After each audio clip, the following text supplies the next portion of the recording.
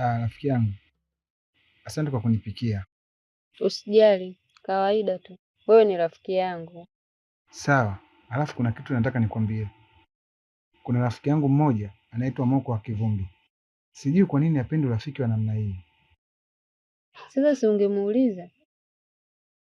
Ipo siku nitamuuliza. Sawa, basi acha mimi niondoke. Bwana Hasani, ni watoto nyie?